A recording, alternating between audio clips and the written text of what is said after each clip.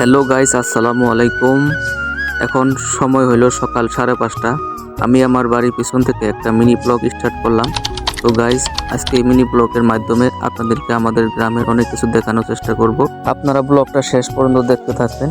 দেখুন, ছোট্ট ছোট্ট কোরআনের পাখিরা মাদ্রাসা যাইতেছে। অনেক সুন্দর একটা পরিবেশ, খুবই ভালো লাগতেছে আজকে সকালে। যারা সকালে ঘুম থেকে উঠে তারাই বুঝে সকালের পরিবেশটা কত সুন্দর হয়। এটা হচ্ছে আমার ছোট্ট ভাতিজা মাদ্রাসা যাইতেছে, তার সঙ্গে একটা ছোট্ট ভিডিও ক্লিপস নিয়ে নিলাম। ভাতিজার হাসিটা কেমন লাগছে একটু কমেন্টে জানাবেন। কে কোথায় থেকে ভিডিওটা দেখছেন একটু কমেন্টে জানাবেন। আপনাদের গ্রামেও কি এরকম ছোট ছোট কোরআনের পাখিরা সকালে কি মাদ্রাসায় যায়? সত্যি এই কোরআনের পাখিগুলোকে অনেক সুন্দর লাগতেছে, যেরকম আজকের এই পরিবেশটা সুন্দর। আপনারা আমার রাইট সাইডে একটা ওয়াল দেখতে পারতেছেন, এটা হলো ঈদগাহ ময়দান। প্রতি বছরে আমরা এখানে ঈদের নামাজ পড়ি।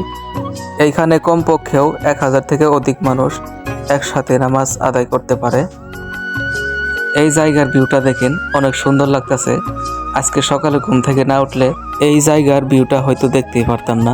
এই দেখুন, আমাদের গ্রামের দোকানগুলো খুব সকালে খুলে ফেলে, কারণ আমাদের এই জায়গার মানুষগুলো এই দোকান থেকে চা নাস্তার জোগাড় নিয়ে খেয়ে তারপরে কাজে যায়। এই দেখুন, একটা টোটো খুব সকালে সবজি নিয়ে বাজারে যাচ্ছে। আর বিশেষ করে এই জায়গার মানুষগুলো খুবই পরিশ্রম করে।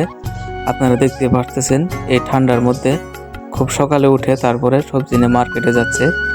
আর একটা কথা না বললেই হয় না, এই দৃশ্যটা দেখার পরে আমার মনে হচ্ছে আমি বাইরে কোথাও ঘুরতে এসেছি।